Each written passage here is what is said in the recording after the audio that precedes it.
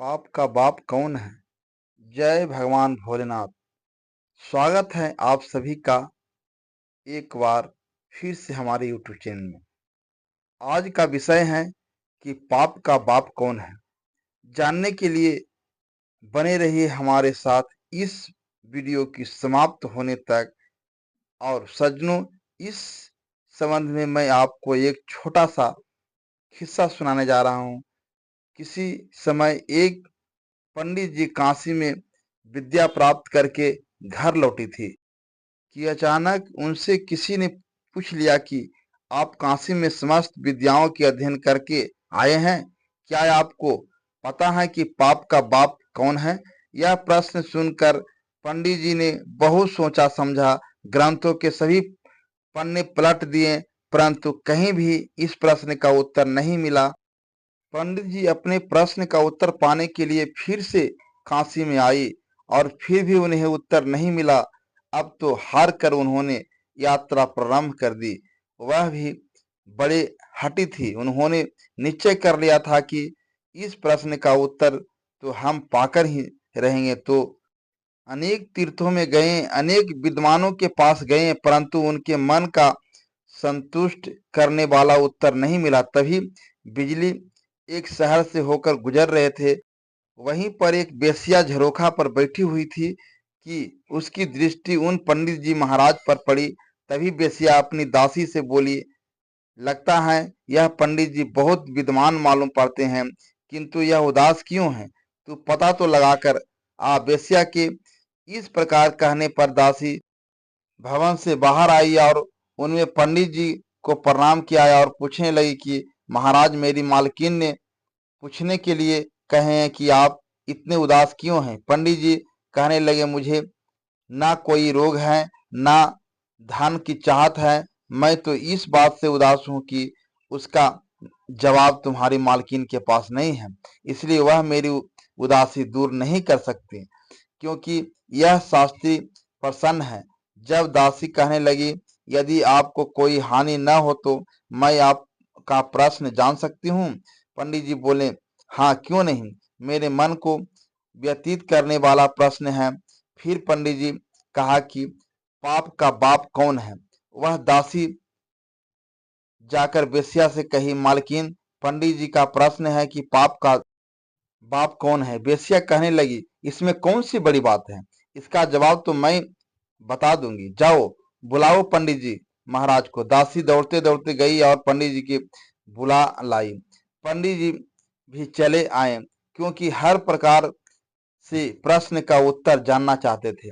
बेश्या कहने लगी, महाराज, हम आपके प्रश्न का उत्तर तो बता देंगे, परंतु इसके लिए आपको कुछ दिन यहाँ रुकना पड़ेगा।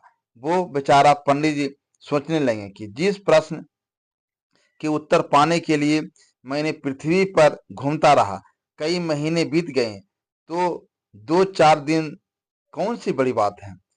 तब पंडित जी बेश्या से कहते हैं कि ठीक है, मैं रहूंगा, लेकिन मैं भोजन अपने हाथों से बनाकर खाऊंगा, क्योंकि मैं ब्राह्मण हूँ। तो बेश्या हो, बेश्या के हाथ से खाना नहीं खाऊंगा, और रहने के लिए अलग मकान चाहिए। तब बेश्या कहती हैं, ठीक है। तब पंडित जी बेश्या का प्रस्ताव स्वीकार कर लिया और दोस्तों, बेश्या ने उनको रहने के लिए एक अलग मकान दे दिया और उनके पूजा पाठ, भोजन आदि की सारी व्यवस्था कर दी। पंडित जी बड़े कर्मनिष्ठ ब्राह्मण थे। अपने हाथों से जल भरकर भोजन बनाते थे। पंडित जी के भोजन बनाने के बाद बेश्या उन्हें प्रणाम करने आती थी। एक दिन उसने कहा, भगवान, आप स्वयं अग्नि के सामने बैठकर भोजन बनाते हैं, तुम्हें देखकर मुझे बड़ा कष्ट होता है। यदि आप आज्ञा दे तो मैं रोजाना स्नान करके पवित्र वस्त्र पहनकर भोजन बना दिया करूंगी, और यदि आप मुझे यह सेवा करने का अवसर देंगे तो मैं आपको 10 स्वर्ण मुद्राएं रोजाना दक्षिणा में भी दिया करूंगी, क्योंकि आप तो विद्वान हैं, तपस्वी हैं। यदि आप इतनी दया कर देंगे तो यह सेवा से मुझे उद्धार हो जाएगा। सज्जनों, जब सरल हृदय वाले पंडित जी के बेश्या के प्रार्थना का बहुत असर पड़ा, पहले तो उनके मन में बहुत हिचक हुई, किंतु ठहरे लोग ने प्रेरणा दी कि अरे भाई, इसमें हानि क्या है? बेचारी प्रार्थना कर रही है, स्नान करके शुद्ध वस्त्र पहनकर भोजन बनाएगी, और यहाँ कौन सा अपने गांव का या घर का देख रहा है? 10 सोने की मुद्राएं मिलेगा, यह बात किसी को पता थोड़ी लगेगा। तो दोस्तों, इस प्रकार पंडित जी ने वेश्या की बात स्वीकार कर ली। अब तो वेश्या ने भोजन बनाया और बड़ी श्रद्धा से उसने ब्राह्मण के पैर धुलाई, सुंदर पट्टा बिछा दिया, नाना प्रकार के सुगंधित पकवानों से भरा हुआ था, पंडित जी के आगे परोस दिया।